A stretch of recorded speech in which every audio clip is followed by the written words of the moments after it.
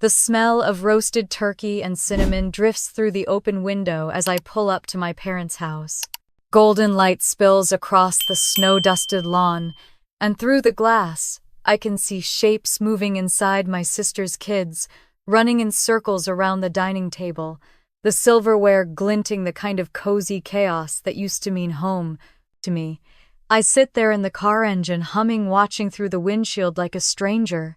My phone vibrates in my lap. It's the family group chat, another photo, another caption. So grateful for our close-knit family. I stare at the screen until the words blur. My kids are in the back seat, fast asleep, still dressed in their Sunday clothes. I told them tonight's dinner was just for adults. I couldn't bear to say the truth that Grandma said there wasn't enough room this year. The words still echo in my head. We just connect better with Chloe's kids. Like love was a chemistry experiment, and I'd failed the formula.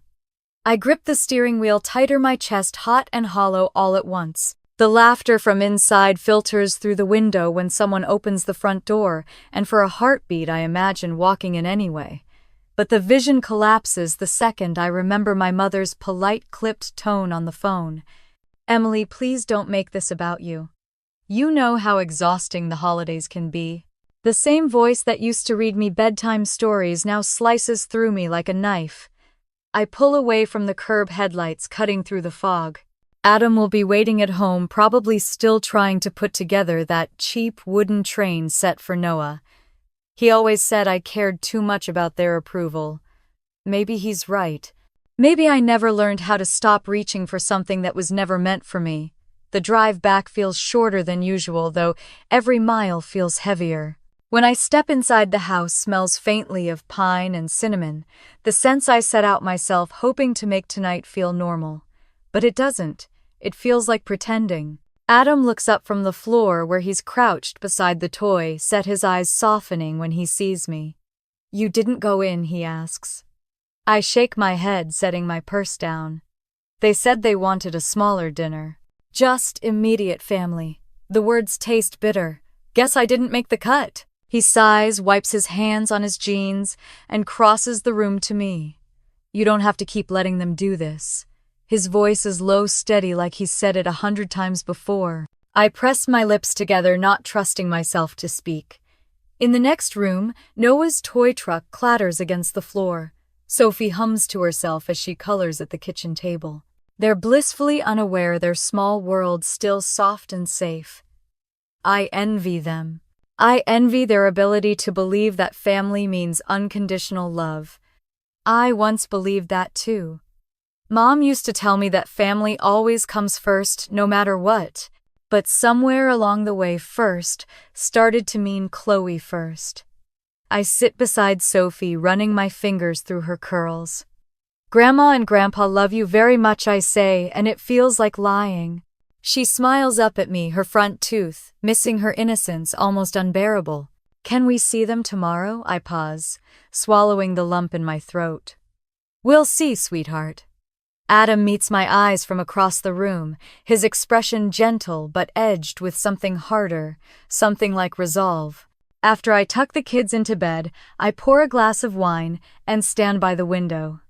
Snow has started to fall, soft flakes catching in the porch light. Across the street, our neighbor's house glows with laughter and clinking glasses. The kind of warmth that used to fill ours when I still believed I could earn my mother's approval by trying harder, helping more, giving endlessly. Somewhere in my chest, that small, stubborn voice still whispers that maybe next year will be different.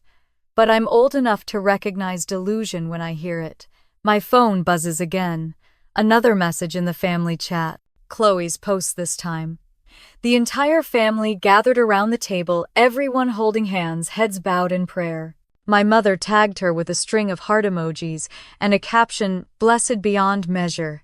The photo freezes me where I stand. I zoom in instinctively. There's my old chair, the one I used to sit in between Dad and Chloe when we were kids. It's been filled by her husband Grant.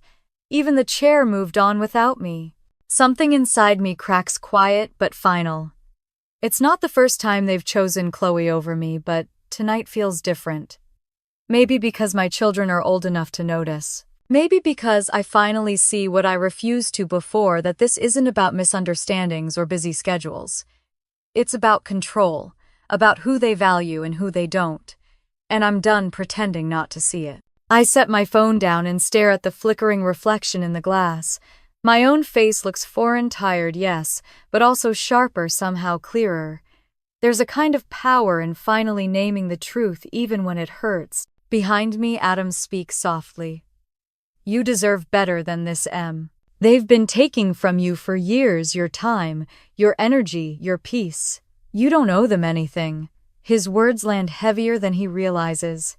Because deep down I know he's not just talking about emotions. There's something else he's hinted at before, something about my parents' borrowed money, about the joint account I share with them for family emergencies. I never looked too closely. I trusted them. God, I trusted them. The heater clicks on, humming through the silence. I walk to the counter and pick up the framed photo from last Thanksgiving. The kids are covered in cranberry sauce, Mom's smile, frozen Dad's arm around Chloe. I'm there too, but barely half-turned, holding a dish no one remembers. I set the frame face down. For a long time I just stand there staring at the wood grain of the table, the wine cooling in my hand. Then I open my laptop. The login page of our shared bank portal stares back at me. I close it without typing a word.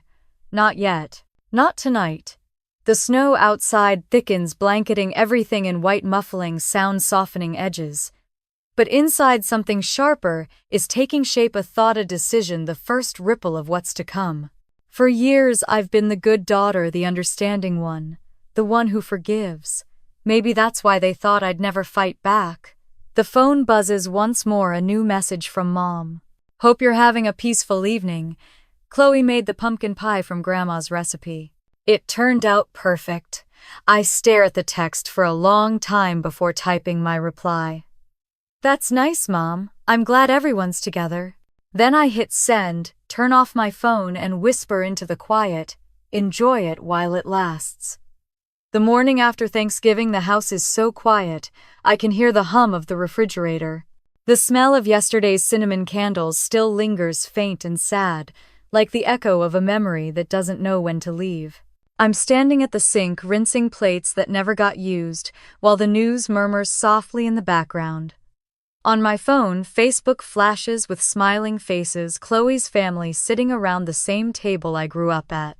My mother, her pearls gleaming. Dad carving the turkey. The caption reads, "Nothing more precious than family." I swipe past it, but the words stick to me like syrup I can't wash off. Sophie pads into the kitchen, her hair a mess of curls. "Mommy, why didn't we go to Grandma's?" I freeze mid-motion, water still running. "Grandma said they were having a smaller dinner," I say, forcing a smile. "Just a grown-up thing." She frowns, clearly not buying it. "But Aunt Chloe's kids are our age." I open my mouth, but no words come out. From the living room, Adam's voice breaks the tension. "Hey kiddo, want to help me feed the birds?" She brightens instantly and runs off, leaving me alone with the lie. I shut off the water and rest my hands on the counter, breathing through the ache in my chest. Later, Adam joins me at the table with 2 mugs of coffee. He slides one toward me and studies my face. "You didn't sleep much. Neither did you." He nods, takes a sip, then sets the mug down. "I've been looking at the bank account." My stomach tightens. "Why?" "Because," he says carefully, "I noticed a few things last week that didn't make sense. Transfers to your parents' account, small at first, but lately, bigger." My pulse stutters. "It's just the emergency fund," I say quickly. "They've had a rough year. Mom said the furnace broke." He leans back in his chair, his eyes steady. "And last month, it was a roof repair. Before that, car trouble." Does it ever end? His tone isn't cruel, but it cuts deeper than anger would. I stare into my coffee, the surface trembling slightly in my hands. Adam reaches across the table, his hand warm over mine. "I'm not saying don't help them, Em. I just don't want to see them keep taking advantage of you." His voice softens. "You've been the good daughter your whole life. But what's it costing you?" The words hang between us. The good daughter. The phrase I grew up chasing like a title I could earn if I just tried harder. I swallow hard and nod. I'll talk to them. It's probably nothing. But the minute he leaves for work, my mind slips backward to 100 moments that suddenly don't feel so harmless. I was 10 when Mom started saying, "You're so responsible, Emily. You'll make a wonderful wife one day." It sounded like praise, then not a warning. I remember washing Chloe's paintbrushes for her art projects, cleaning her room before Mom got home because your sister's more creative, sweetheart. She needs space for her talents. I remember the Christmas I gave up my trip to the snow park so Chloe could go to ballet camp, and Mom said, "That's what love looks like." I believed her. That pattern followed me into adulthood. Every favor became a duty. Every request wrapped in guilt. The first time Mom borrowed money was right after Dad retired. She called crying, saying the roof leaked and the insurance wouldn't cover it.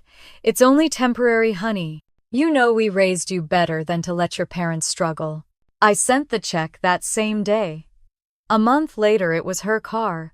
Then a gift for Chloe's kids' tuition. I never questioned it because that's what good daughters do. We fix things. We keep peace. We pay the bills that no one talks about. My phone buzzes on the counter. Chloe's name flashes across the screen. I hesitate, then answer. "Morning," I say. "Did you have fun last night?" Her voice is chipper. "Oh my God, it was perfect." Mom went all out. She even used the crystal you gave her for her anniversary. My jaw tightens, the one I bought with my card. "Yeah," she says, oblivious. "Anyway, listen. Mom wanted me to remind you about that transfer for the boys' soccer league. She said you'd handle it this week." For a moment, I can't breathe. "What transfer? You know, the usual thing." "She said you always take care of it around the holidays." My throat goes dry. "You're asking me to pay for your kids' soccer?" "Oh, come on, Em," she laughs. "It's just family stuff. Mom said you wouldn't mind." I hang up without another word. My hands are shaking so hard I almost drop the phone. I walk to the window and stare out at the gray November sky. For years, I thought giving meant love, that if I just gave enough time, money, forgiveness, they'd finally see me as equal. But love doesn't have a balance sheet, and mine's been in the red for decades. That evening, Adam finds me sitting at the dining table, surrounded by piles of unopened mail. "You okay?" he asks. I slide an envelope across to him. "Look at this." He opens it, brows furrowing. It's a bank statement from the Parker family joint account. "I thought this was just for emergencies," I whisper. It was. His eyes scan the page. Luxury Home Goods Club membership, hotel stays. He flips to the next one. "Emily, this isn't groceries and medicine." My voice cracks. It has to be a mistake. But even as I say it, I know it's not. The dates align perfectly with Chloe's Facebook posts: the new living room, set the beach trip, the spa weekend. The pieces start falling into place with terrifying clarity. Adam leans forward, his tone steady. "You've been financing their life." The words hit me like cold water. "No," I whisper. "Mom she wouldn't do that." He looks at me, not unkindly. "You know she would." I push away from the table, pacing the room. Every memory suddenly feels tainted. Every thank you she ever gave me sounds like manipulation. I see myself handing over my card that first time, smiling, saying, "Of course, Mom. Anything for you." The realization tastes like metal in my mouth. I grab the bank statement, staring at my own name printed beneath theirs. Emily Parker, joint account holder. My hands tighten around the paper until it creases. "I think I've been financing their perfect life," I say quietly. Adam doesn't speak, just nods once. He knows what that sentence means, even if I can't yet. It's the start of something new, something inevitable. Outside, the wind rattles the bare branches against the windows. Somewhere down the street, a dog barks, sharp and distant. I set the statement down and press my palms flat against the table. My reflection in the glossy wood looks older than I remember. Tired, yes, but also awake. For the first time in my life, I'm beginning to see the truth for what it is. And deep down, I know this discovery isn't the end. It's only the beginning of everything that's about to come undone. The numbers don't make sense at first. I've been staring at the screen so long the text begins to blur, but even when I blink, the truth doesn't go away. The same boutiques Chloe loves. The same dates she posted pictures from her weekend trips. My name at the top of the statement, followed by their charges. My throat tightens as I scroll back through the months, clicking on each transaction like peeling away layers of denial. Furniture stores. Luxury dining. Country club fees. I print everything, the sound of the machine unnervingly loud in the quiet room. Each sheet that slides out feels like a confession. Outside rain hits the window in soft rhythmic taps. The house is asleep. Adam's breathing drifts from the bedroom down the hall, steady and unaware. I sit hunched over the desk in the faint glow of my laptop, creating a folder titled Proof 1. My hands tremble as I drag files inside screenshot after screenshot. I rename each one by date like evidence in a trial that hasn't started yet. Every click sounds final, every page another betrayal.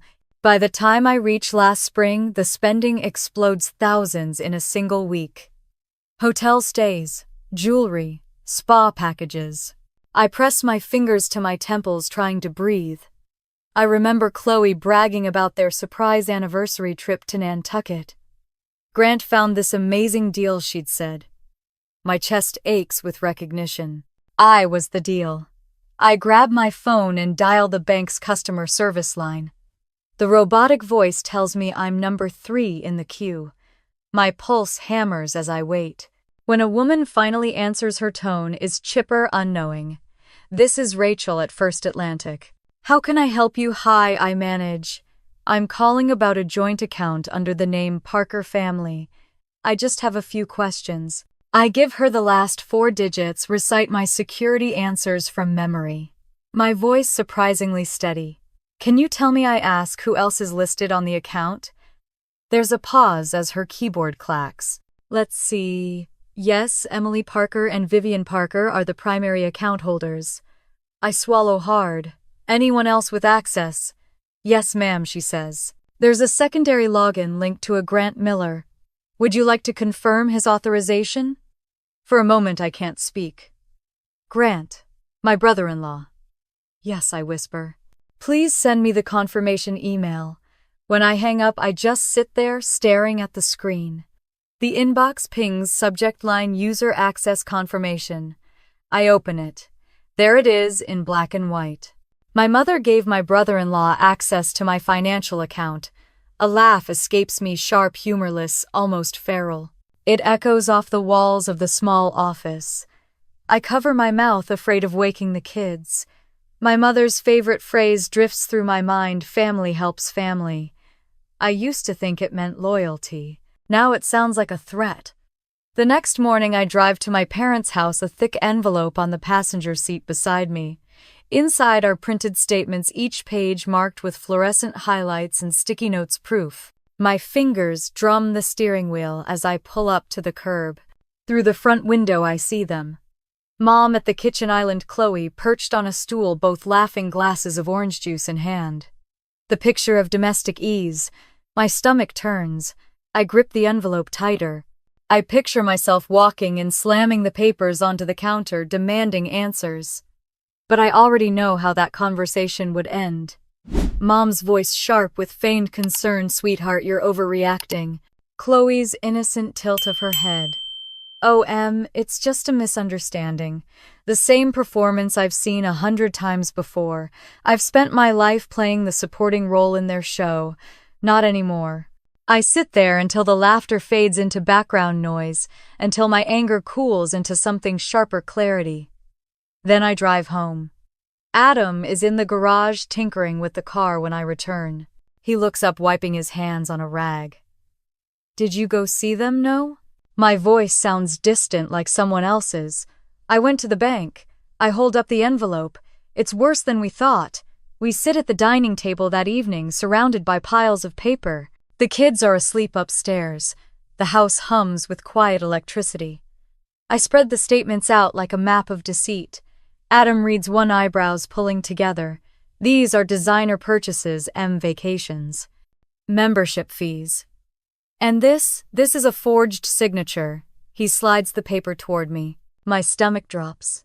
There it is, my name, scrawled in clumsy imitation authorization for a transfer I never approved. They forged my signature, I whisper. The words feel too big for my mouth. That's identity theft. Adam meets my eyes. Then we treat it like that. We document everything, every cent. We work in silence for hours, scanning, labeling, saving. The sound of the scanner fills the room, methodical and relentless. With each new file, the fog in my head lifts a little more. I realize I've been living in denial, mistaking fear for loyalty. But loyalty doesn't mean surrender. By midnight, the dining table looks like a crime scene, papers, pens, coffee mugs half empty. I lean back, rubbing my eyes. She always said I was dramatic, I murmur. Maybe that's why she thought she could get away with this, because no one ever believes the emotional one. Adam reaches across the table, resting his hand over mine. They believe evidence. And you've got plenty. My phone buzzes. The name flashing on the screen makes my stomach twist. Mom. I hesitate, then answer. Hi, Mom. Sweetheart, she says, her voice sugar smooth. I hope you're not worrying about those silly account things. Everything's fine. I swallow hard. Did you give Grant access to my account? A pause. Then a laugh, light and airy. Oh, darling, don't be paranoid. Family helps family. Something in me snaps. That money was mine. Emily, she says softly, the kind of softness she uses before cutting deep. You've always been so sensitive. We raised you to be generous. Don't tell me you've forgotten that. I don't respond.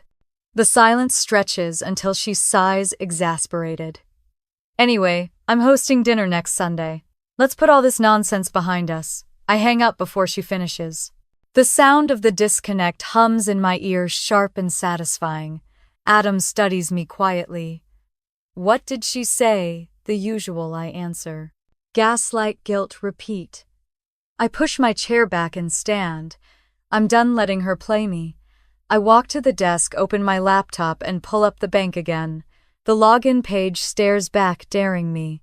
My fingers hover over the keys. I move everything, every dollar from that joint account into a new one in my name only. I call it Safe Nest. The name feels like armor. When the transfer confirms, a sense of calm spreads through me, slow and deliberate. I lock the account, change every password, and sit there for a long while, the glow of the screen lighting my face. My pulse finally steadies. Adam leans in the doorway, watching me. You okay? I nod, a small, hard smile forming. Let's see how they manage without me. The clock ticks toward 1 a.m. Outside, the rain has stopped. The air smells clean, new. I close the laptop, switch off the lamp, and walk upstairs. For the first time in years, I don't feel like the good daughter. I feel like someone ready to tell the truth. Mom's voice is syrupy sweet over the phone. We haven't seen you in days, sweetheart. Come for Sunday dinner. Let's just be a family again. I know that tone, it's the same one she used when she wanted something. This isn't an olive branch, it's a check for damage control. Still, I agree. Sure, Mom, I'll be there. When I hang up, Adam looks up from the couch. You're actually going? I need to see them, I say, staring at my reflection in the dark window. I want to look them in the eye when they realize they can't touch my money anymore. He stands, worry softening his expression. Then at least let me come. I shake my head. No, this one's mine. Sunday afternoon smells like cold air and salt from the bay. I sit in the car outside my parents' house, engine idling. Everything looks the same. The manicured hedges, the porch light shaped like a lantern, the faint hum of a classical station through the open kitchen window. You'd never guess this was the stage for decades of quiet betrayal. I smooth my skirt, take a breath, and step out. The door swings open before I knock. Mom stands there in her pearl earrings, her smile bright and artificial. Emily, you look lovely, dear. Come in. I catch the faintest flicker in her eyes, unease. Maybe the first sign that she's realized something's different. Inside, the table gleams under the chandelier. Fine china. Linen napkins folded like swans. Chloe sits near the end, her hair perfect, as always a glass of wine in hand. You made it, she says, her tone, a mix of surprise and superiority. Grant barely glances up from carving the roast. Dad hovers near the fireplace, fiddling with the remote, as if the TV might save him. Everything smells amazing, I say, because small talk is the armor I've worn my whole life. Mom beams. We wanted to make things nice. Family means everything to me. The sentence lands like a loaded gun on the table. Dinner starts quietly. The clinking of silverware fills the gaps where warmth should be. I sip my wine, watch Chloe brag about her kids' achievements, straight A's trophies, perfect little angels. Mom nods proudly, her attention never leaving Chloe. I'm invisible again, until she says lightly, "Oh, by the way, darling, there seems to be a problem with the bank account. The card didn't go through at the club yesterday." I set my fork down. That's because the account is closed. The room stills. Dad's fork scrapes against his plate. Closed, yes, I say evenly. I moved my money. It was being misused. For a heartbeat, no one breathes. Then Mom laughs, a brittle tinkling sound. Oh, sweetheart, you're overreacting again. You've always been so dramatic. Chloe jumps in, her voice smooth. Mom and Dad just borrowed a little here and there. You know how it is. $93,000 isn't a little. My words slice through the air like glass. Grant coughs into his napkin. Dad mutters, "Let's not discuss finances at the table." Mom's face tightens. "After everything we've done for you, this is how you talk to your parents?" I lean forward. "After everything you've done? You mean using my savings to pay for Chloe's vacations, or maybe for your new membership at the Cape Haven Country Club?" Her hand trembles as she sets her wine glass down. "You have no idea what you're talking about." I take my phone from my purse and place it on the table. "You're right. Maybe I should let you hear it yourself." I hit play. Her voice fills the room, calm and commanding. "Family helps family, You know your duty." Mom's face drains of color. Chloe shoots to her feet. "Turn that off." I don't move. "No.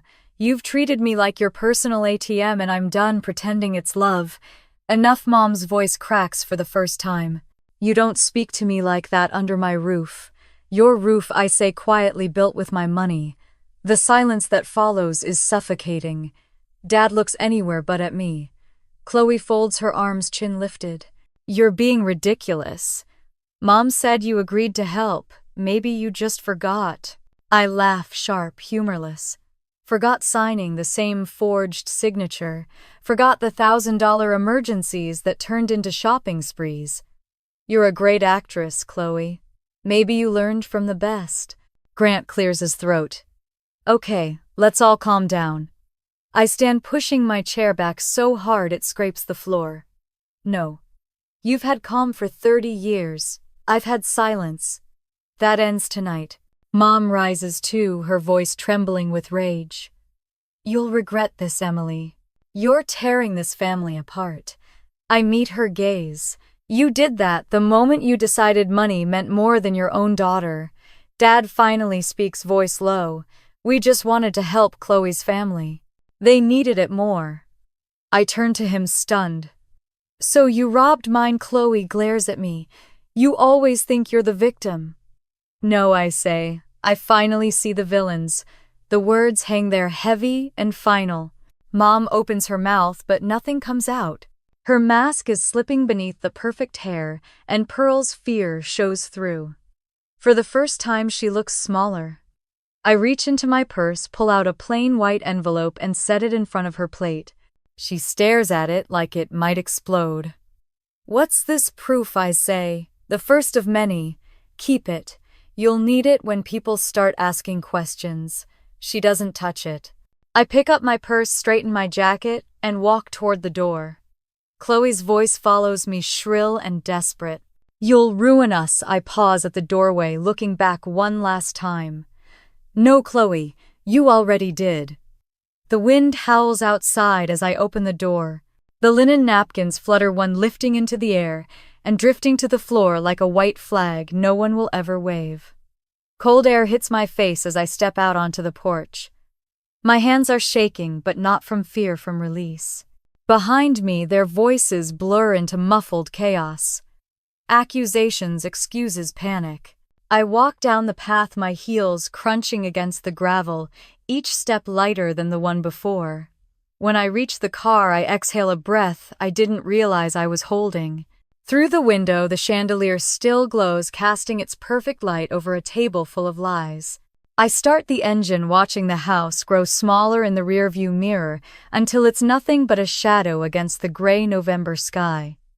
For the first time in years, I don't feel trapped, I feel powerful. And somewhere deep inside, beneath the ache and betrayal, a single thought takes root. They wanted a storm. Now they'll get one. The phone starts buzzing before I've even had my first sip of coffee. Text after text floods the screen. Neighbors, old friends' numbers I barely recognize. Heard what happened with your mom. Are you okay? You shouldn't have said those things, Em. Family is everything, you know.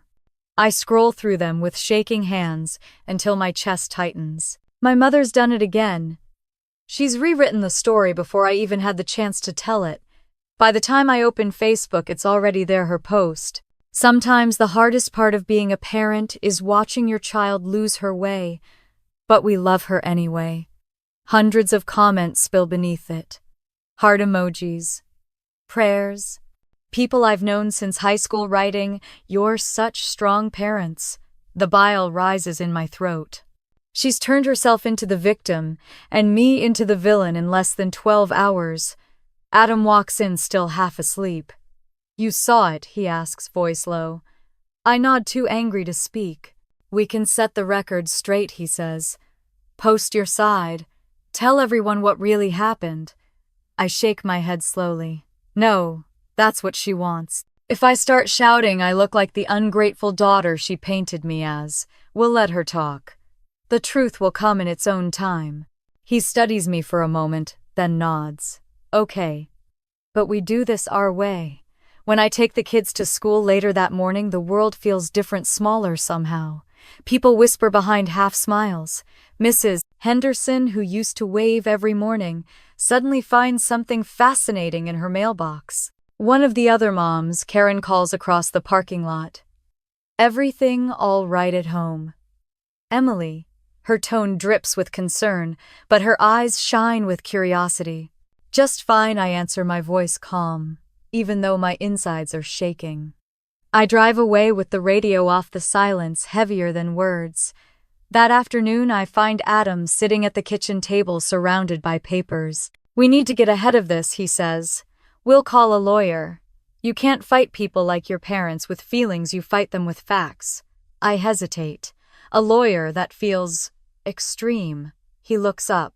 "What they did is extreme. They stole from you, Em. You need someone who knows how to make it right." A few days later, we're sitting across from Rachel Myers, a sharp-eyed woman in her 50s who looks like she's seen every kind of family war. Her office smells faintly of lemon cleaner and coffee. "Financial abuse within families is more common than you think," she says after I finish telling her everything. "They used your name, your accounts, your trust. That's identity theft. You're not overreacting." The words hit harder than I expect. "I've been waiting my whole life for someone to say that you're not crazy." Rachel slides a notepad toward me. "Document everything. Every transfer, every text, every call. Keep backups. You may not want to go to court yet, but you'll want the option." When we leave her office, the winter wind cuts across the parking lot. I pull my coat tighter, feeling a strange sense of clarity. "She's right," I tell Adam. "If I want justice, I have to build it myself." That night, I sit at my desk, opening the folder labeled Proof. The files load slowly, each one a piece of my life turned into evidence. I start organizing them by date, by amount, by who benefited. I color-code the transactions: blue for my parents, red for Chloe, yellow for Grant. It's almost poetic watching their lives become a pattern of color and numbers. While I work, my phone pings. A message from a former neighbor your mom says you froze their accounts out of spite. Is that true? I type. Ask her where the 93,000 went, then delete it before sending. Silence can be louder than shouting. The next morning, my mother posts again. A smiling picture of her and Dad holding hands at the farmer's market, captioned grateful for forgiveness and family. I stare at it until my eyes burn. Forgiveness. She's staging a redemption arc while I'm still cleaning up the wreckage. I slam the laptop shut and bury my face in my hands. For a long moment, the house feels too big, too quiet. The shame, the isolation, it seeps in through every crack. What if everyone believes her? What if I lose more than money? Adam finds me there sitting in the dark. He crouches beside me, his voice soft. Let them talk. Lies fall apart when truth has receipts. He gestures toward the folder on my desk. And you have plenty. He's right. I wipe my face, open the laptop again, and start a new document. Title: Truth versus Lies. On one side, I list her claims. On the other, the evidence that shatters each one. Screenshots, emails, bank statements. I add timestamps, voice memos, copies of text threads. With each keystroke, the panic fades, and something stronger takes its place: resolve. By midnight, the outline looks like a case file. When I'm done, I email a copy to Rachel, with a note, more to come. Days pass. The gossip doesn't stop, but I start noticing a shift. A few people who once avoided me begin to ask questions quietly. Is it true your name was on their account? Did they really take that much? I don't answer, just smile. The truth is working its way out without me saying a word. Then, just as the calm begins to settle, Mom escalates. Another Facebook post, this time public and venomous: pray for our daughter. She's going through something we can't understand. We just want her to get help.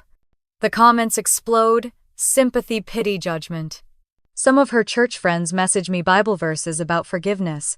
I almost respond, but stop myself. Instead, I pick up my phone and scroll to Rachel's number. It's time I tell her. I want to file a formal complaint. She doesn't hesitate. Send me everything. That night, after the kids are asleep, I go for a walk. The streets are slick with mist, the air heavy with the scent of pine and sea salt. At the corner, I spot Mom and Chloe, talking to Mrs. Henderson under a streetlight. Their smiling voices low, conspiratorial. Mom looks up and meets my gaze. Her smile widens, polite and poisonous. Some people never grow up, she says loudly enough for me to hear. I stop, letting the cold wind whip through my hair.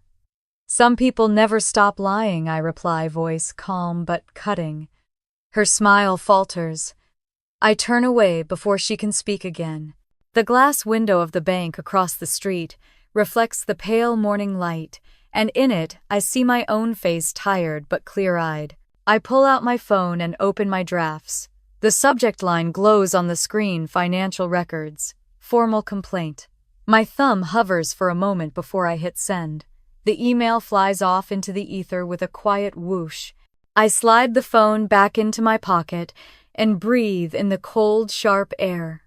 For the first time in weeks, I feel still. Not safe, yet not free, but in control. And for someone who spent a lifetime being controlled, that's the most dangerous thing I could ever become. The rumors spread faster than winter wind off the bay. Within a week, Cape Haven has turned my life into its favorite pastime. At the grocery store, whispers follow me down the aisles. She's suing her own parents. She froze their accounts. It's about inheritance, you know. I keep my chin high, pushing the cart past shelves stacked with the same cereal I grew up eating, pretending not to hear. But the truth is, I hear every word. Mom's little coffee group at the church cafe has become her personal press conference. I catch snippets, online photos of her with her friends, all smiles, captions about forgiving those who hurt us most. It's a performance, and she's always been the star.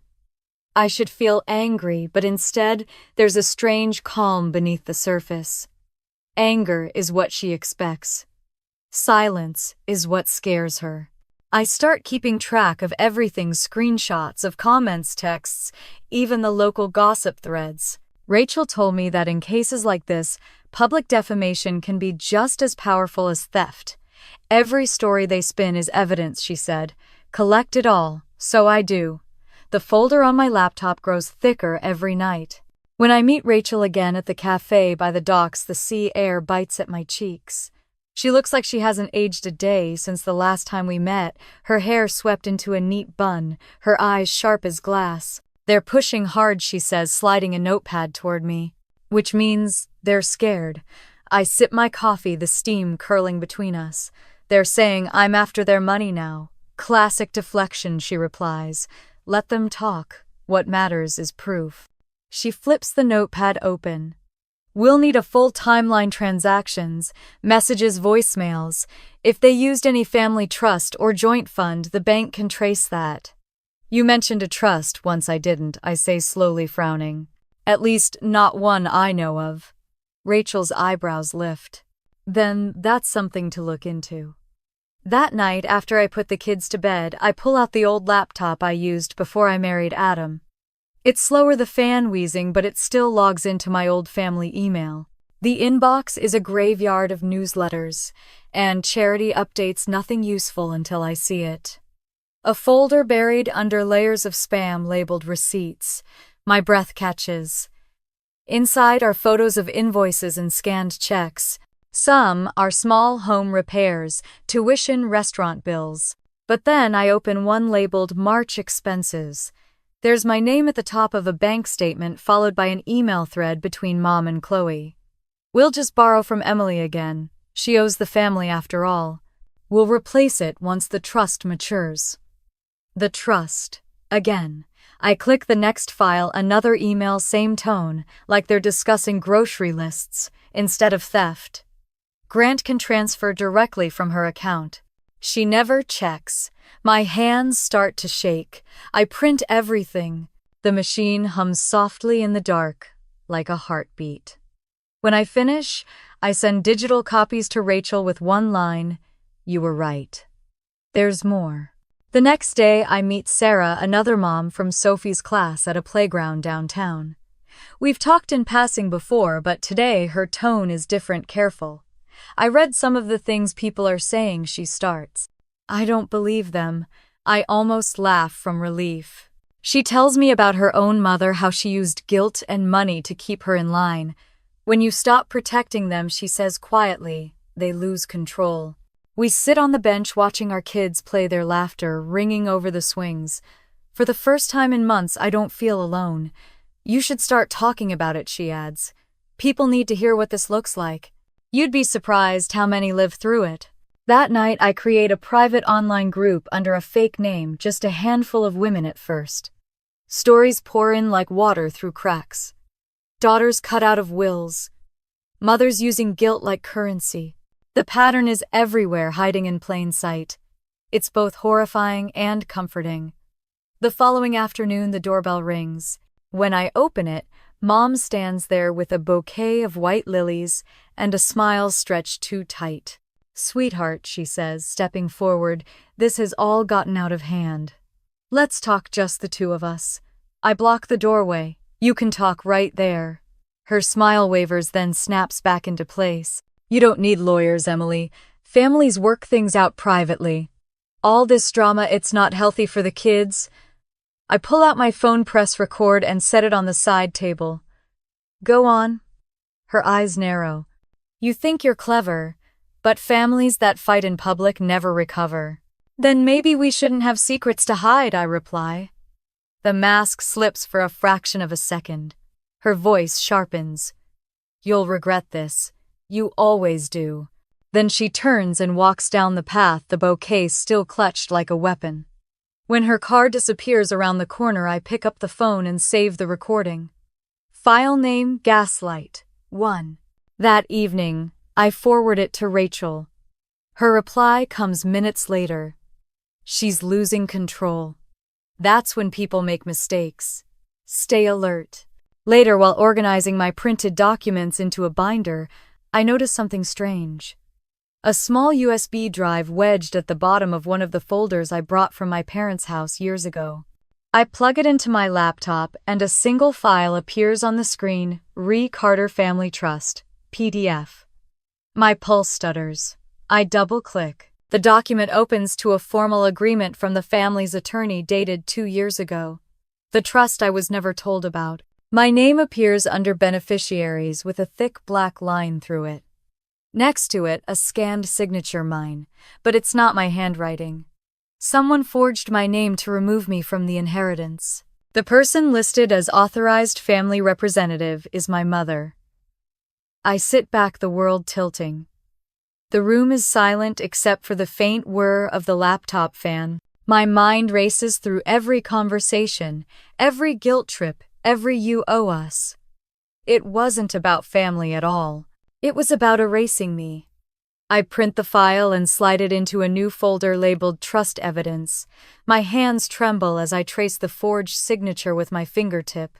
For years, they made me feel like I was selfish for asking for fairness. Now I see it clearly, they were building a life on what they stole from mine. The printer hums again, each page sliding out like a verdict. When the last sheet lands on the tray, I whisper into the empty room, they didn't just steal my money. They tried to erase me. I tuck the pages into the binder beside the others, close it carefully, and set it on the table. Outside, the wind rattles the windows, but inside everything feels still, controlled. For the first time in my life, I hold something stronger than guilt. I hold proof. And I know exactly what to do with it. The morning light cuts through the blinds, thin and cold. My desk is covered in papers, bank statements, forged signatures, screenshots, voice recordings, every scar my family ever left in ink and numbers. I stack them neatly into one thick binder. This is no longer chaos. It's evidence. The air smells faintly of coffee and resolve. When I hit send, forwarding every file to Rachel, the click feels like a gunshot in a silent room. They used to think I was their silence. Now I'm their evidence. By the time Rachel calls back, it's barely 10. Emily, she says, her voice taut with energy. The bank confirmed it. The signature on the trust documents is forged. This is big. I grip the phone tighter. What happens now? Now, she says, we take it to the attorney who drafted the trust and the bank's fraud department. Once this hits their desks, your parents won't be able to move a cent. For a moment, I just sit there stunned. It's one thing to suspect betrayal. It's another to see it validated in black and white. Rachel continues, I've already sent a notice of inquiry to their lawyer. You should expect calls. I don't have to wait long. By noon, 3 missed calls from Mom. Then 1 voicemail, her voice frantic, trembling under the syrup. Emily, sweetheart, this has gone too far. Please call me back. We can fix this. I play it twice, then delete it. By evening, Rachel texts again. Bank confirmed all Parker accounts are temporarily frozen for review. My heart pounds. The irony almost makes me laugh. How many times did she lecture me about financial responsibility, about loyalty? Now her empire of manipulation is locked behind a security code she can't access. 2 days later, the whispers begin to change. Cape Haven is small. Its gossip moves faster than the tide. But for once, the current's shifting my way. At the post office, Mrs. Henderson pauses beside me in line. I heard they forged your name, she says softly, her eyes wide. I'm so sorry, dear. I always knew something wasn't right. At school pickup, one of the moms, Lila, approaches awkwardly. You know I never believed what they said. It didn't sound like you. Her kindness feels strange after weeks of cold shoulders, but I nod grateful anyway. People are starting to connect the dots, finally seeing that my calm wasn't guilt. It was exhaustion. That night I sit on the porch with Adam. The sky burns pink and gold over the bay. He hands me a mug of tea and says quietly, It's turning M. They're losing control of the story. Good, I reply, staring out at the water. Let them feel what it's like to be powerless. My phone rings again later, Mom, of course. This time I answer. Her voice is sharp, brittle. You've ruined us, Emily. The trust is under investigation. The accounts, everything's frozen. They were never yours to begin with, I say calmly. She exhales hard like she's holding back tears or rage. Maybe both. Do you even understand what you're doing? If you go public, you'll destroy what's left of this family? What family, I ask? The one you used for credit, or the one you erased from your will? You'll regret this, she whispers. Maybe, I say and hang up. When I set the phone down, something in me feels lighter. For the first time in years, I'm not the one begging for peace. The next morning, Rachel calls. The fraud investigators' report is official. We can prove your parents used your identity. I recommend you make a statement, something factual, not emotional. Let's frame the narrative before they twist it again. I spend the afternoon drafting a single post. My hands tremble over the keyboard at first, but the words come easily. For those who've heard one version of my story, here's the truth. My accounts were used without permission, my name removed from our family trust through forgery, and silence taken advantage of for years. I'm not seeking pity, only accountability. Families who love each other don't hide behind lies. I hit post and close the laptop. Within minutes, notifications start pinging. Shares, messages, comments. Some from strangers, others from old friends I haven't spoken to in years. You're so brave. I always knew something was off about them. Proud of you for speaking up. For the first time, the noise of the internet doesn't feel suffocating. It feels like oxygen. By evening, Mom's profile goes quiet. No more family quotes, no filtered pictures of Sunday dinners. The silence from her side is louder than any apology could ever be. Later that night, I find myself in the kitchen, the soft hum of the fridge, the only sound. The kids are asleep. Adam leans against the counter, arms crossed. You realize what you did today, he says. You took back your voice. I glance toward the stack of files on the table, the life I used to hide now, turned into proof. No, I say. I just stopped letting them speak for me. The phone buzzes again, but this time it's Rachel. The DA's office wants to review your case, she says. Things are moving fast. I nod even though she can't see me. Good, it's time. After the call, I walk upstairs, pausing at Sophie's door. She's asleep with her sketchbook open beside her, a drawing of a house under a Sunday simple. Safe. For the first time, I believe we can have that. Outside, the first snow of the season drifts past the window flakes, glowing in the porch light. I stand there for a while, watching the quiet miracle of it. They taught me to fear the storm, to shrink whenever it gathered. But now I understand the storm was never my enemy. It was my becoming. I walk back to my desk, the binder still open, pages gleaming under the lamplight. The evidence that once made me tremble now feels like armor. My phone buzzes again, another text from Rachel. Sleep well. Tomorrow we make them answer for everything. I glance at the snow still falling, slow and relentless, blanketing the world clean. For the first time I whisper, I'm not scared of the storm. Then, closing the folder with deliberate care, I add softly, I am the storm. The air that morning is sharp enough to sting. Frost coats the windshield as I scrape it, clean the binder of evidence sitting heavy on the passenger seat beside me. Inside it are years of silence turned into proof. The town square looks smaller in winter, but the steps of the Cape Haven Municipal Hall are crowded. Neighbors, reporters, the curious. Somewhere in that crowd, my parents are waiting. I grip the steering wheel until my knuckles ache and whisper, let's finish this. When I step into the building, the heat hits like a wall. The conference room smells of coffee and nerves. At one end of the long oak table sits my mother in her cream coat pearls, gleaming her smile practiced to perfection. Dad's beside her, eyes down. Chloe and Grant linger in the back, whispering. On the other side, Rachel waits, calm as stone. You ready? She murmurs. I've been ready for years, I answer. The mediator clears his throat. We're here today to review the financial allegations between Miss Emily Carter and her parents Vivian and Robert Parker. His voice is flat, procedural, but my pulse pounds anyway. Their lawyer goes first, polished and patronizing. This is a simple misunderstanding, he says. Family funds, joint accounts, the kind of mix-up that happens all the time. My clients only wanted to help their daughter. Mom leans forward, her voice dripping honey. We've always supported Emily. She must have misinterpreted our intentions. I let her talk. Every word is a knife she sharpens herself. When the mediator nods toward me, I stand, open the binder, and slide the first page across the table. Then explain this. Her eyes flick down. It's the letter from the bank confirming the forgery. Rachel passes copies to everyone present. The room goes still. Mom's lawyer clears his throat, trying to recover. This doesn't prove intent. These matters can be. I interrupt. Next page.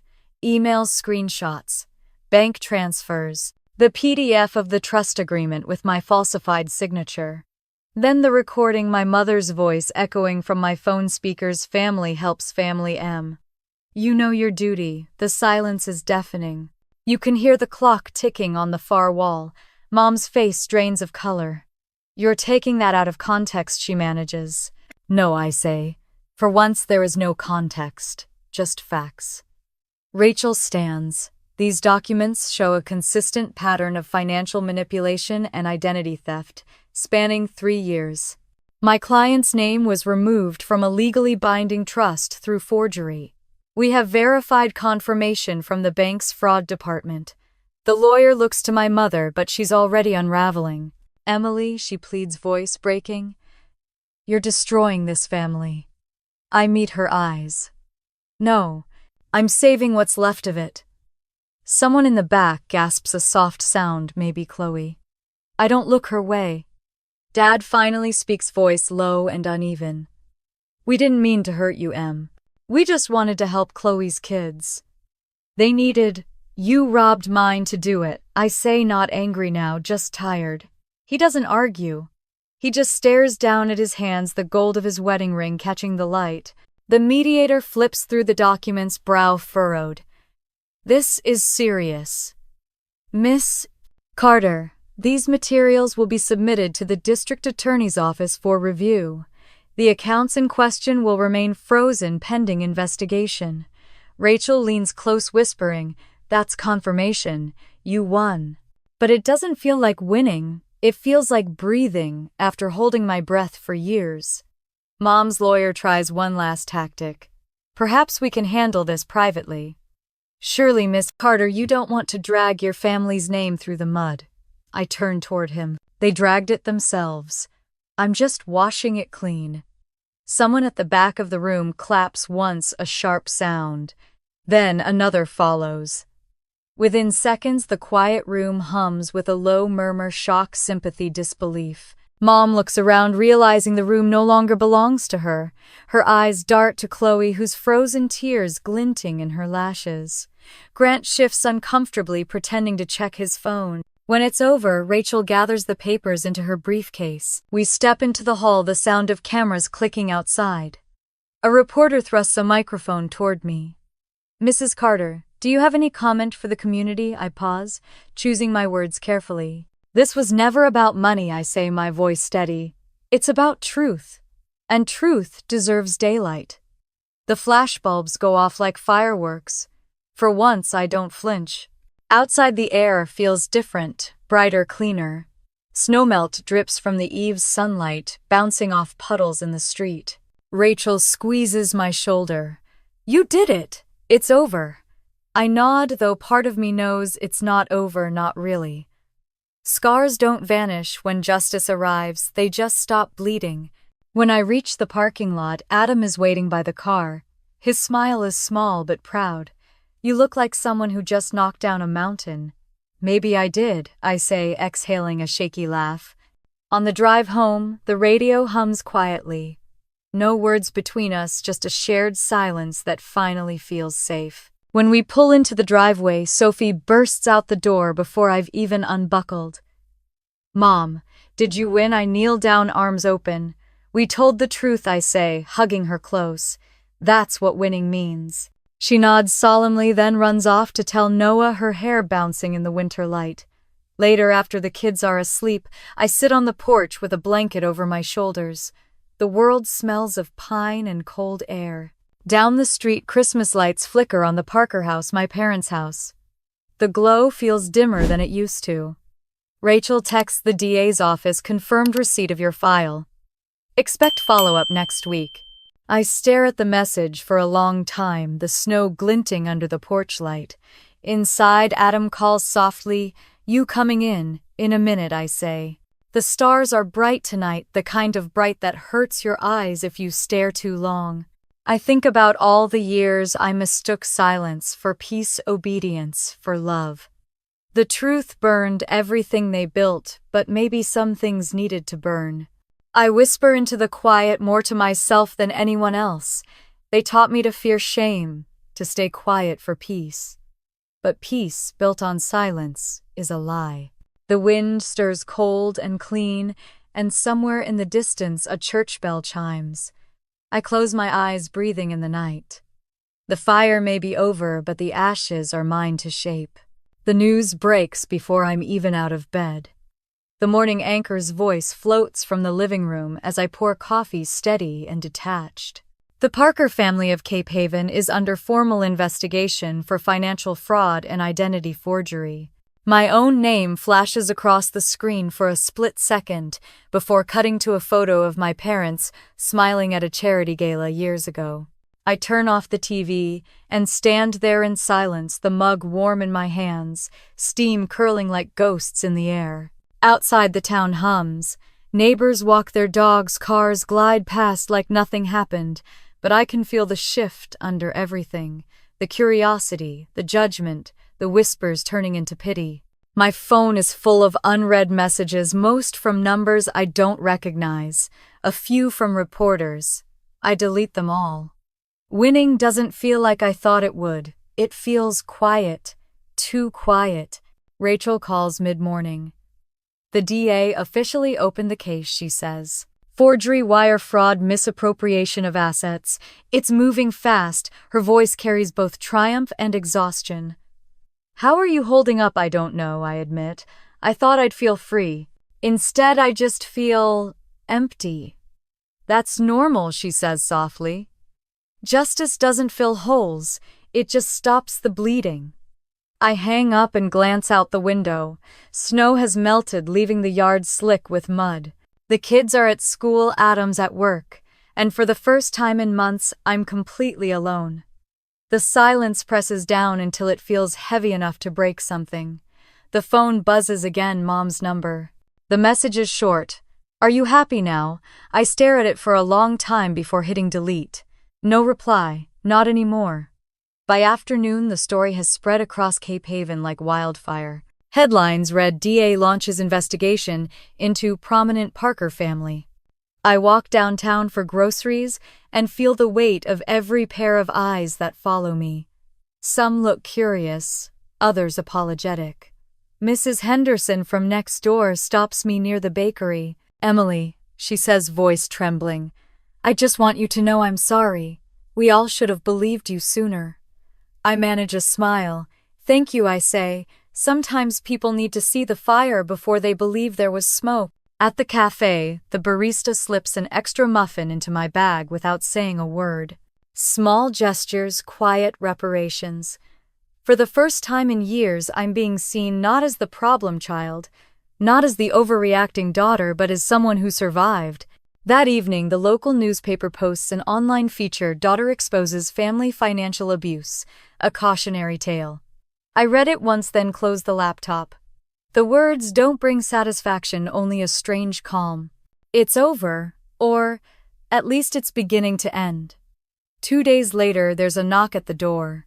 When I open it, Chloe stands there, her face pale, eyes rimmed red. Can I come in? She asks.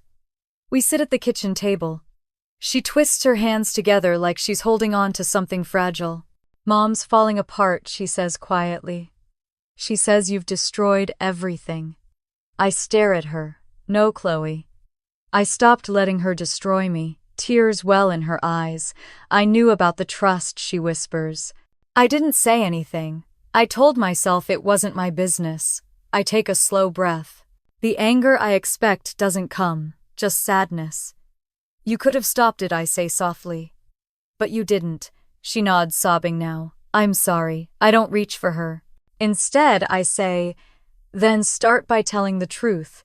That's the only apology that matters. She leaves soon after, shoulders hunched, the door clicking shut behind her. I stand there for a long time, staring at the empty space where she'd been. Later that night, I sit in the living room, the house dim, except for the lamp by the couch. The newspaper lies open on the coffee table, my photo printed beside the headline.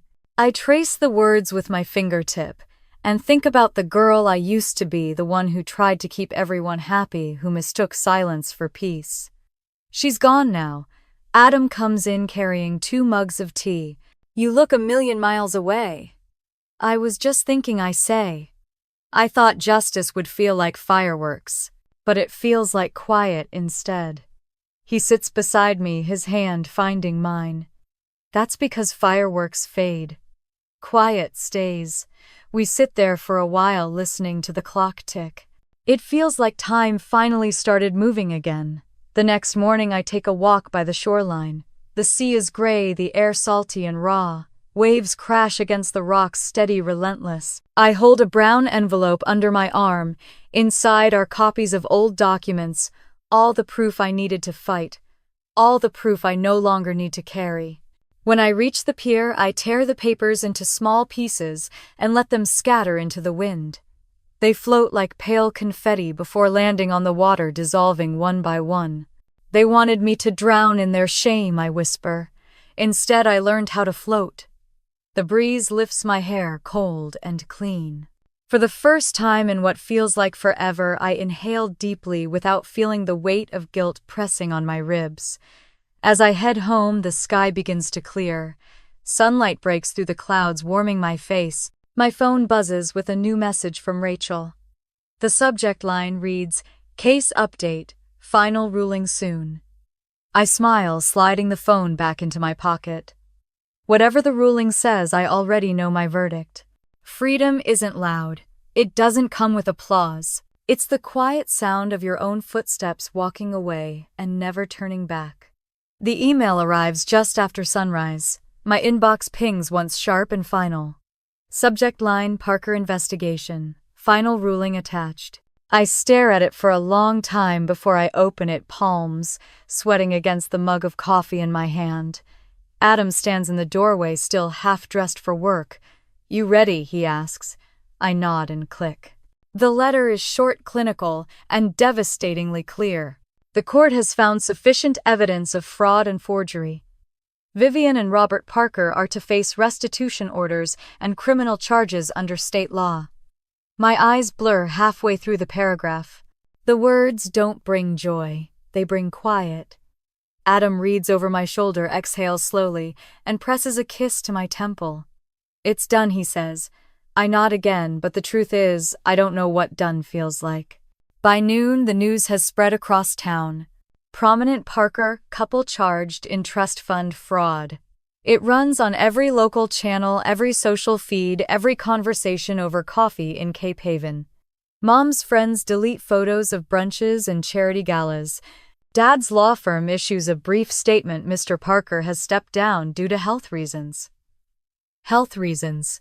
That's one way to name guilt. My phone buzzes nonstop. Texts from journalists, old classmates, people who once believed the worst about me. I don't reply. I scroll instead, the words melting together: fraud, betrayal, charges, restitution.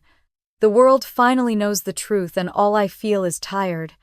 A message from Chloe pops up around 3. They're divorcing. Mom blames everyone. I'm moving out. I type back, "Take care of yourself." Then I put the phone face down and walk outside. The sky is pale blue, the kind that makes everything feel distant.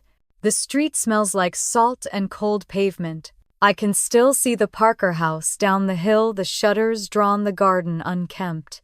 For years, that house stood like a monument to perfection. Now it's just a shell. Later that day, Rachel calls. "Congratulations," she says. "You made history, Emily."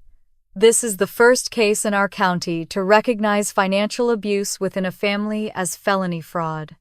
I lean against the kitchen counter, the words settling like sand. It doesn't feel like winning.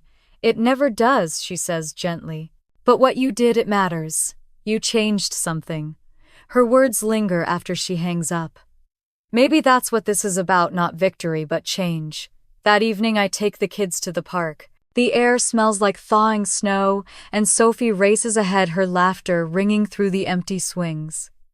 A woman I recognize from the grocery store approaches me near the benches. I read your story, she says softly. My brother took my savings years ago. I never told anyone. You made me realize I could. I smile, throat tightening. That means more than you know. For the first time, the whispers in town aren't about shame, they're about survival. At sunset, I sit on the porch with Adam. The sea glows copper under the fading light. You did it, he says quietly. You got your justice. I shake my head. No, I got my freedom. Justice was just the price. He slips his hand into mine, warm and steady. What now? I don't know, I say, staring at the horizon. But I think it's time to do something that matters. 2 days later, a letter arrives in the mail, Chloe's handwriting on the envelope. Inside is a photograph of us as little girls sitting on the swing set behind our old house, legs covered in mud, both grinning like we owned the world. A note is scrawled beneath it. I'm sorry. I'll testify if they need me. I want to make it right. I trace the edges of the photo with my thumb, memories flooding back. The girl beside me wasn't the enemy, just another casualty of our mother's control. I set the photo on my desk next to a clean notebook, its cover embossed with gold letters, The Second Chance Project. The next week, I rent a small room at the Cape Haven Community Center. The fluorescent lights flicker overhead as I arrange folding chairs in a circle. On the wall behind me, a handwritten sign reads Financial Abuse Support Group, Meeting 1.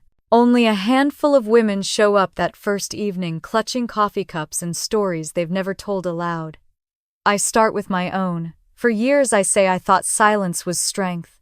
That being the good daughter meant swallowing pain until it disappeared. But silence doesn't heal, it hides. And hiding only helps the ones who hurt you. The room stays quiet for a moment before one woman speaks. Then another. And another. Their voices fill the space, like music, raw, cracked, honest. When the meeting ends, a few linger to thank me. One woman hugs me tightly and whispers, "You gave me the courage to leave." After they're gone, I stand in the empty room, the air still humming with their words. This is what healing looks like, not loud, not perfect, but alive. That night back home, I find Adam waiting on the porch. The sky above us is scattered with stars. How was it? He asks. Messy, I say, smiling. But real, he nods. That's enough. The wind off the bay carries the faint scent of salt and pine. I close my eyes, breathing it in. They took so much from me, money, trust, years of peace. But they couldn't take this, my voice, my truth. The steady pulse of something stronger than anger. Before going inside, I look up at the stars one last time and whisper. They taught me that loyalty meant silence. But I've learned the truth sometimes. The only way to honor family is to stop repeating its mistakes. The night air feels clean against my skin, like forgiveness. When I finally go to bed, I sleep without dreams. The morning light slides across the ocean like a promise. I walk barefoot along the sand, the chill biting at my ankles, the tide pulling softly against my feet. The horizon is pale gold, calm after months of storms. For the first time in years, I wake up without that familiar weight pressing on my chest. The quiet feels different now, earned, not forced. A fishing boat drifts far offshore, its white sail catching the light, and I think about how long I've been drifting too, waiting to come home to myself. By the time I get to the community center, the parking lot is already full. The little group I started the Second Chance Project has grown faster than I imagined. Inside, the air buzzes with nervous chatter. Women of all ages fill the folding chairs, some clutching coffee cups, some tissues. I recognize a few faces from the grocery store, from the post office. from lives that once brushed mine in silence. I start the meeting with a smile. "Thank you for coming," I say, looking around the room. When I told my story, I thought I was alone, but turns out a lot of us have the same scars, just shaped differently. A woman named Denise stands. "I left my husband last month," she says, her voice shaking. "I thought he'd change, but he didn't. I wouldn't have done it if I hadn't heard what you went through." Another woman nods, tears streaming down her face. "My parents took my savings when I was in college. I never told anyone. I thought I owed them everything. I listened, my heart tight but full."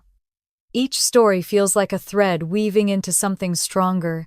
When the session ends, I look around the circle and realize I'm no longer the victim, I'm the guide. Adam helps pack up chairs afterward, his camera resting on the table. "The recording worked," he says. "We can upload the podcast next week." "Reclaiming ourselves," I murmur, testing the title on my tongue. It tastes right. At home, the air smells like cinnamon and laundry detergent. Sophie is drawing at the kitchen table. Noah is building towers with his Legos, and Adam is cooking, humming off-key. The ordinary hum of it makes my chest ache with gratitude. Sophie glances up. "Mom, are Grandma and Grandpa going to jail?" I pause, drying my hands on a towel. "They're facing the consequences of what they did, sweetheart. That's what happens when people hurt others." "Are you mad at them?" she asks. I kneel beside her. I was. But being mad doesn't fix anything. Sometimes you just have to let people live with what they've done. She studies me, then nods. "Okay." She goes back to coloring, filling the page with yellow and blue. Adam looks over his shoulder. "You handled that better than I would have." I smile faintly. I'm tired of carrying anger. It's too heavy. Later that afternoon, the doorbell rings. When I open it, Chloe is standing there, bundled in her coat, eyes red from crying. She holds 2 paper cups of coffee. "Can we talk?" We drive to the cafe near the pier, the same one where Rachel first told me I wasn't crazy. The smell of salt and roasted beans fills the air. We sit by the window watching waves crash against the rocks.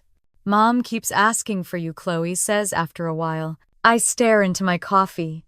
"Some things can't be fixed, Chloe." "I know," she whispers. "She blames me too, you know. She says I took your side." "Did you?" I ask. Her eyes meet mine, and for once they don't flinch. "Yes." The silence between us isn't angry this time, it's tired but honest. She reaches into her bag and slides a small photo across the table. It's us years ago, covered in mud, laughing under the old oak tree in our backyard. "I thought maybe you should have this." I trace the edges, feeling something inside me loosen. "Thank you. I'm proud of you," she says quietly. I nod. "I'm proud of you too." When we leave the cafe, the wind is cold but gentle. It feels like the world has finally stopped holding its breath.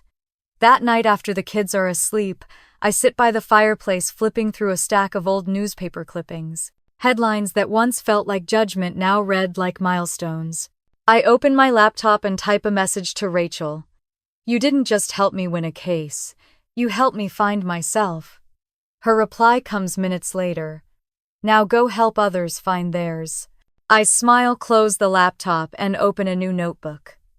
On the first page, I write Chapter 1, How I Learned to Speak Again. The next morning, sunlight pours through the windows as I set up for another meeting at the community center. The chairs form a wide circle, this time enough for everyone who RSVP'd. I tape a quote on the wall: "Healing isn't forgetting, it's remembering without fear." The women arrive one by one. There's laughter now, not just tears. Progress you can feel in the air. When the meeting starts, I tell them, we all have chapters. We didn't write pages. Other people tried to control. But from here on, every word belongs to us. Applause fills the room, soft but real. That evening, we take the kids down to the beach. The sun hangs low, turning the water to molten gold. Sophie skips ahead, Noah runs after her, and their laughter blends with the sound of the waves. Adam wraps his arm around my shoulders. "Remember when you said you'd never come back here?" I remember, I say. "But I'm glad I did." The sea breeze lifts my hair, cool and clean. I watch my children chase the surf, their footprints washing away before the next wave. They said they just connected better with my sister's kids, I whisper. Adam glances at me. You thinking about them? Not really, I say. Just realizing that connection built on lies never lasts. I'm building something real now. We walk along the water's edge until the sun disappears behind the horizon. The sky deepens to purple, the air smells of salt and promise, and I feel completely fiercely alive. I spent years surviving their version of love, conditional, transactional, suffocating. Now I'm finally living mine. The morning sun spills through the kitchen window, painting the counter in soft gold. I pour coffee into my favorite mug, the chipped one Adam bought me when we first moved here, and lean against the sink.